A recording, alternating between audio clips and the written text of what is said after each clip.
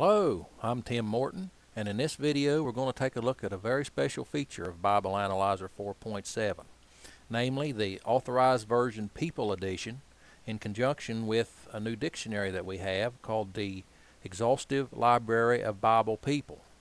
And when these two work together, what you'll see is each individual in the Bible is tagged in this special edition of the Authorized Version.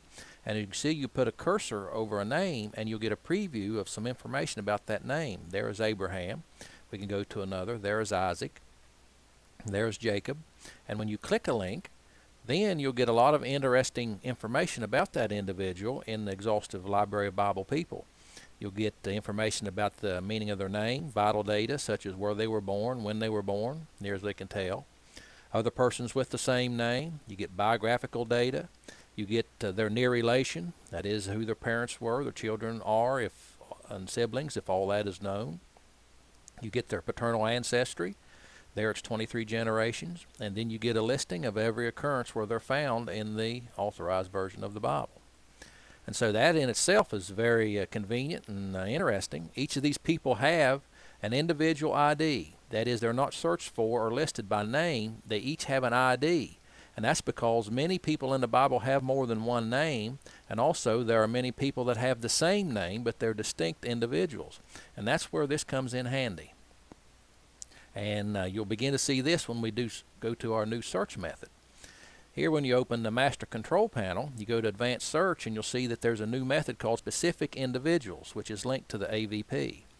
When that's selected, you have access to the new People button.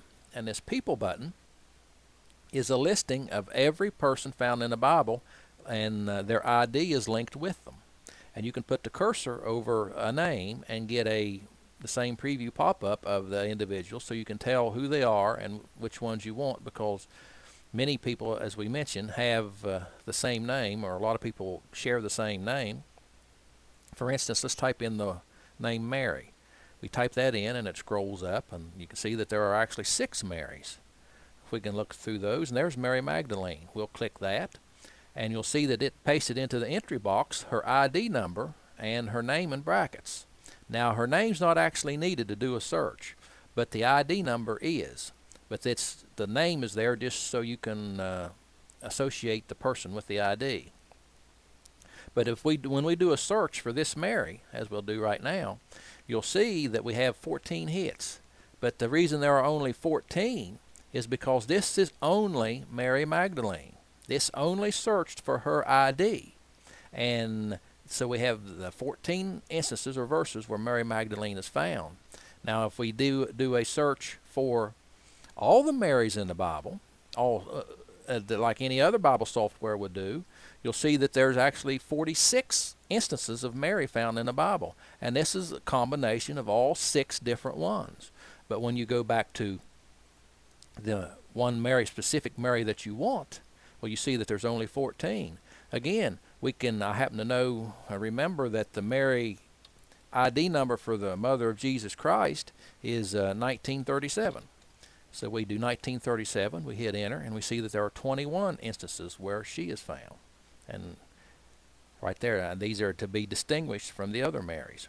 So you can see how this is a very powerful search in itself. You can combine words with these people. You can, just normal words. For instance, we can type in Jesus with this Mary, and you'll come up, and there are 4 instances where this Mary is found with Jesus Christ. Of course, that's his mother, the mother of Jesus. Now, this is just the beginning of what you can do. We go back to our people. Let's delete this one. If we go back to our people list, you'll find that there are 5 special IDs that deal with God. The first one deals with God the Father, and this is every reference where God is called God, Lord, or Father. Then we have the alternate. This is every reference where God the Father is referred to by pronoun or alternate name, such as he, you, thou, thine, I, Holy One, so forth. Same with Jesus Christ. This is where he's called Jesus Christ, Emmanuel. This is the alternate, where he's called he, you, thou, thine, I, and so forth. And then the Holy Spirit, we have every reference to the Holy Spirit here. And then we have every reference to God in a bodily appearance in the Bible, also known as a theophany. So these are 5 distinct ways that you can search in combinations of God with things. Now let's do an interesting little search. Let's click, or actually I'll just enter in Jesus and everlasting life. And everyone knows that Jesus and everlasting life go together. So we type those 3 terms, and it'll search for all 3 in a verse. And what? We only find one. There's only one verse in the whole Bible where Jesus and everlasting and life are found together, and that's all the way over in 1 Timothy. So let's do something a little different. Instead of searching for Jesus by name, let's put in the ID number for any reference to Jesus, such as pronoun, such as he, I, you, anything like that, or alternate name, or son, or anything other than his name. Let's do a search for that. What do we find? Oh, there's 9 of them now. Here, and the first one is in Matthew 19:29. My there is Jesus Christ. Here you'll have son is Jesus Christ, and there's everlasting life. Here you have I. That I is a reference to Jesus Christ. So now you can see how a lot of verses become searchable that were not searchable before. Some may say, well, we could have found those with a proximity search. Maybe a few of them, but you wouldn't find near as many as you'll find this way. Let's just take off life and do a search. See what we come up. We go all the way back to the Old Testament when we find Jesus and everlasting. Here he's called the everlasting Father. So you'd never find that with a proximity search. You'd have to have 5,000 verse range. Also, you'll find him in Daniel, where he has everlasting dominion. And the dominion is that of Jesus Christ when he comes as the king. You have Micah 5:2. And then you go all the way up to John 3:16. John 3:16 cannot be found when you search Jesus by name and for everlasting life. You can't even find it within a 5-verse span proximity search. You can only find it with Bible Analyzer's new ID search, where the Him is Jesus Christ and the God is God the Father, and they give each of us everlasting life. Well, this is just some of the features that you can have with Bible Analyzer. Let's look at another one. Let's do a combined search. You'll notice here that we have a grouped OR search, Boolean OR. Here 7,200 is Jesus by name, 7,300 is Jesus by pronoun, eternal and everlasting are alternate or search, and then life. So what it's looking for is Jesus or a pronoun of Jesus, eternal or everlasting, along with life. You'll find there are 30 of them. And you'll look through there and you'll find that Jesus is not hardly mentioned in any of them. They're all pronouns. They're all alternate references. So this is an amazing and a powerful search. And one other feature we'll look at. Let's go over to Isaiah 53. Isaiah 53.